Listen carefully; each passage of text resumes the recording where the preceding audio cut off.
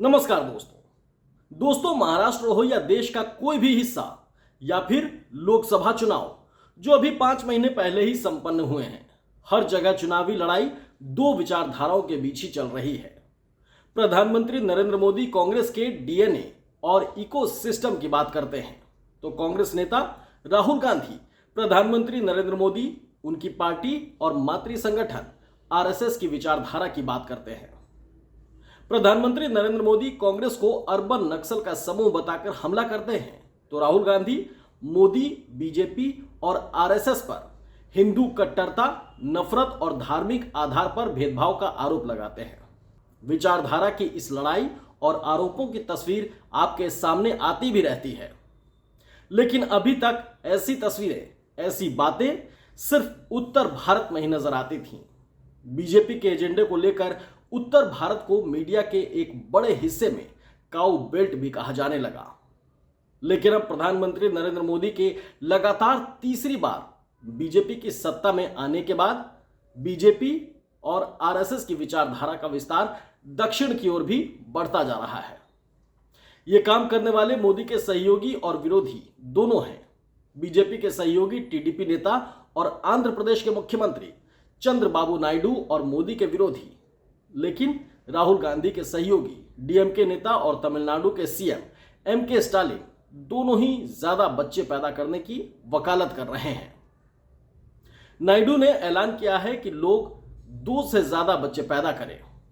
उन्होंने तो ये तक चेतावनी दे दी है। क्या बोला है? जिन नेताओं के 2 से ज्यादा बच्चे नहीं होंगे उनको स्थानीय निकाय चुनाव में टिकट नहीं दिया जाएगा। देखिए किस तरीके से बच्चों को लेकर पॉलिटिक्स चल रही है। नायडू का कहना है कि वो इस पर जल्दी ही कानून भी बना सकते हैं। मतलब बहुत सख्त तैयारी है कि 2 से ज्यादा बच्चे पैदा करें। नायडू ने बच्चों के सहारे राजनीति मजबूत करने की सोची तो तमिलनाडु में स्टालिन भी सामने आ गए। कार्यक्रम में चेन्नई में स्टालिन ने 16 बच्चे पैदा करने की बात कह चुके हैं। आप हैरान भी हो सकते हैं, हंस सकते हैं, लेकिन दक्षिण के नेताओं की आंखें उत्तर के चुनावी नतीजों से खुल चुकी हैं। दिमाग अलर्ट हो चुका है। अभी तक बच्चों को लेकर नेताओं के ऐसे और आपने ज्यादातर उत्तर भारत में बीजेपी और आरएसएस के नेताओं, कुछ दूसरे हिंदू धार्मिक संगठनों की जुबानी ही सुने होंगे। संघ प्रमुख मोहन भागवत हो, दत्तात्रेय हसबोले हो, साक्षी महाराज जैसे बीजेपी के कई नेता, मंत्री भी ऐसे बयान देते रहते हैं। ऐसे नेताओं का इसके पीछे तर्क मुस्लिम आबादी को लेकर होता है। अपने बयानों में वो इस बात पर भी जोर देते हैं कि मुस्लिम कई बच्चे पैदा करते हैं, इसलिए उनकी संख्या तेजी से बढ़ रही है। और यहां तुलना हिंदुओं को की जा रही है कि 2 से ज्यादा बच्चे आप पैदा करें। ऐसे नेता हिंदू आबादी को खतरे में बताते हुए उन्हें डराते भी हैं। हिंदुओं को डराते भी हैं ऐसे नेता।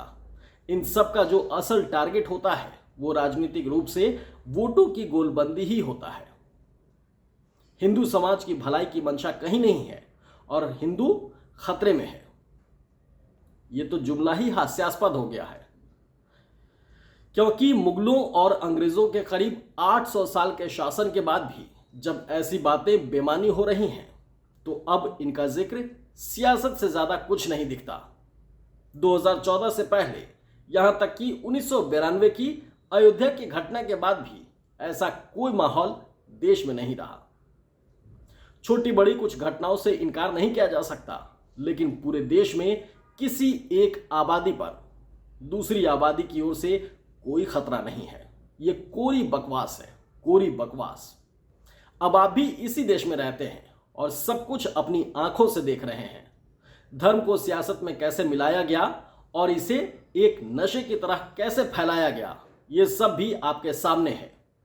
और अपने देश का गंगा जमुनी इतिहास भी आपके सामने है। लेकिन ऐसे हास्यास्पद बातों का चुनावी फायदा उत्तर भारत के राज्यों में किसे मिला है? बीजेपी को। उत्तर भारत के राज्यों में इसका फायदा बीजेपी को मिला है। वैसे नायडू के ज्यादा बच्चे पैदा करने के ऐलान के पीछे तर्क कम होती युवा आबादी और बुजुर्ग आबादी बढ़ने का दिया जा रहा है, जो तर्क मिल रहा है नायडू की ओर से।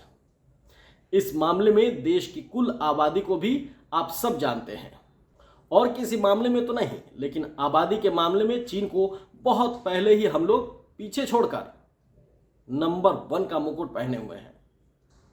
दोस्तों, मौजूदा समय में करीब 145 करोड़ भाई बहन हैं हमारे आपके। इसे जनसंख्या विस्फोट कहते हैं, जिसे लेकर प्रधानमंत्री नरेंद्र मोदी ही लाल किले की प्राचीर से चिंता जाहिर कर चुके हैं। पीएम मोदी चिंता जता चुके हैं। प्रधानमंत्री मोदी को यह चिंता इसलिए भी है कि आखिर देश के मुखिया होने की सूरत में सबके खाने पीने, रहने, कपड़े वगैरह और नौकरी रोजगार की बदहाली का सवाल भी हर चुनाव में उन्हीं के सामने आता है। इसीलिए उनके लिए ये एक बड़ी चुनौती है, वो इसे चुनौती की तरह देखते हैं। आरएसएस और बीजेपी की सियासत का ये बड़ा उलझा हुआ पहलू है। चुनाव जीतने के लिए जिन मुद्दों को हवा दी जाती है, जीतने के बाद वही मुद्दे जी का जंजाल बन जाते हैं। लेकिन गनीमत है कि सारी बातें इस तरह लोगों की नसों में उतार दी जाती हैं कि अपने बेरोजगार बच्चों और कमाई न हो पाने वाले या फिर कम कमाई की अपनी हालत देखने के बाद भी ना दिमाग की बत्ती जलती है, ना ही आंखें खुलती हैं। और पार्टियां और उनके नेता, चाहे वो प्रधानमंत्री नरेंद्र मोदी हो या फिर राहुल गांधी, केजरीवाल हो या फिर नायडू, सबके सब लोगों को घर बैठे कुछ रकम देने का वादा कर देते हैं और सत्ता हासिल कर लेते हैं। यही सियासत है राजनीतिज्ञों की। देख रहे हैं किस तरीके से पॉलिटिक्स करते हैं वो लोग, समझिएगा इस वीडियो में। ऐसे में उत्तर के इस सुपरहिट फॉर्मूले को शायद अब चंद्रबाबू नायडू और स्टालिन दक्षिण में आजमाना चाहते हैं।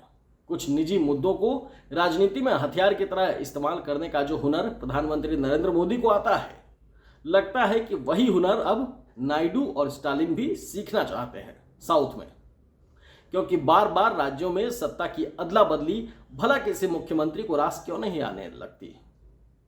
हर नेता ऐसा ही रास्ता तलाशना चाहता है, जहां एक बार मुख्यमंत्री की कुर्सी मिले तो फिर कभी ना छूटे, फिर तो सीधे प्रधानमंत्री की कुर्सी पर ही बैठने का मौका मिल जाए और फिर वो कुर्सी भी कभी ना छूटे। ये ख्वाहिशें हैं जो अनंत हैं, लेकिन उन्हें पूरा करने के लिए कई बार नेता ऐसा रास्ता चुनते हैं जो सामाजिक तौर पर बेहद नुकसानदायक भी हो सकता है।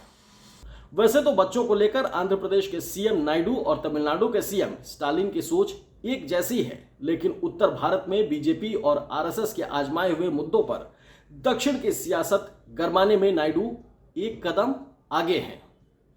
नायडू एक विवाद कुछ समय पहले भी खड़ा कर चुके हैं। क्या है विवाद? ये विवाद है दुनिया भर में आस्था का प्रतीक आंध्र प्रदेश के श्री वेंकटेश्वर स्वामी मंदिर, जिसे हम सब तिरुपति मंदिर के नाम से जानते हैं, उनके विशेष लड्डू वाले प्रसाद का। इस पूरे विवाद को आप सब जानते हैं। कैसे मुख्यमंत्री नायडू ने राष्ट्रीय डेयरी विकास बोर्ड की एक रिपोर्ट का हवाला देते हुए आरोप लगाया था कि मंदिर में इस्तेमाल किया जाने वाला घी शुद्ध नहीं है। आप उसमें पशुओं की चर्बी, जो पशु की चर्बी होती है, उसका मिला हुआ प्रसाद खाते हैं। हालांकि इसमें सिर्फ एक ही कंपनी मुख्य रूप से दोषी बताई गई, जबकि घी की सप्लाई कई दूसरी कंपनियां भी करती हैं। इस मामले का सीधा हल तो यही था कि जांच होती और खराब मटेरियल सप्लाई करने वालों पर कार्रवाई होती, उन्हें प्रतिबंधित किया जाता। ये एक्शन तो खैर लिया ही गया, लेकिन सीएम ने जिस तरह करोड़ों लोगों की आस्था से जुड़े मुद्दे पर सनसनीखेज बयान दिया, उसमें सियासत का भी छौंका लग गया है, जिसे लेकर सुप्रीम कोर्ट ने नायडू को फटकार भी लगाई थी। सुप्रीम कोर्ट का कहना था कि जुलाई में आई रिपोर्ट पर मुख्यमंत्री ने 2 महीने बाद बयान क्यों दिया। मुख्यमंत्री की इस फटकार से पहले सुब्रमण्यम स्वामी के वकील की दलील को सुप्रीम कोर्ट ने गंभीरता से लिया। असल में वो दलील भी उसी खतरे का संकेत देती है जो खतरा आंध्र प्रदेश के पूर्व सीएम जगन मोहन रेड्डी और नायडू के विपक्षी दूसरे दल देते हैं। वकील की दलील थी कि मुख्यमंत्री के बयानों का लोगों पर व्यापक असर पड़ता है। जब सीएम नायडू ही ऐसा बयान दे रहे हैं तो राज्य सरकार से निष्पक्ष जांच की उम्मीद नहीं की जा सकती। जस्टिस गवई ने जांच के बीच में सीएम के बयान पर भी ऐतराज जताया था। जस्टिस गवई का कहना था कि जब जांच जारी है तो बीच में ऐसा बयान क्यों दिया गया। सीएम का पद एक संवैधानिक पद है। तिरुपति प्रसाद के विवाद को लेकर आरोप ये भी लगे कि चंद्रबाबू नायडू की नई राज्य किसी सरकार, किसी खास कंपनी और खास ब्रांड के लिए बखेड़ा खड़ा कर रही है, लेकिन उसके जरिए अपने राजनीतिक हित भी साध रही है। इस सवाल को सुप्रीम कोर्ट ने भी हाईलाइट किया। सुप्रीम कोर्ट ने भी कहा कि गड़बड़ियों की जांच अलग विषय है जो होनी चाहिए, लेकिन भगवान को राजनीति से दूर रखें। तो दोस्तों, एक देश एक चुनाव से पहले देश में राजनीति और चुनाव की तासीर एक जैसी होने को तैयार नजर आ रही है। ये तासीर अच्छी है या बहुत अच्छी, बुरी है या फिर बहुत बुरी, ये सब जनता पर ही निर्भर है।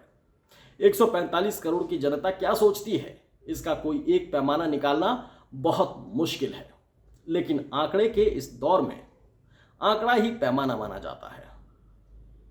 यानी महज एक सीट के हेरफेर से भी अगर कोई सत्ता में आ गया तो उसकी सारी बातें सही मानी जाएंगी।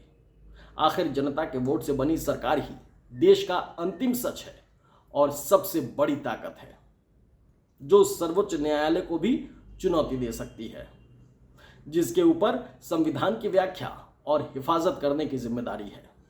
यानी जब सत्ता ही सबसे ऊपर है और सत्ता जनता से दूर होकर सिर्फ अंक गणित भर रह गई है, तो उसे हासिल करने के लिए कोई भी रास्ता चुना जा सकता है।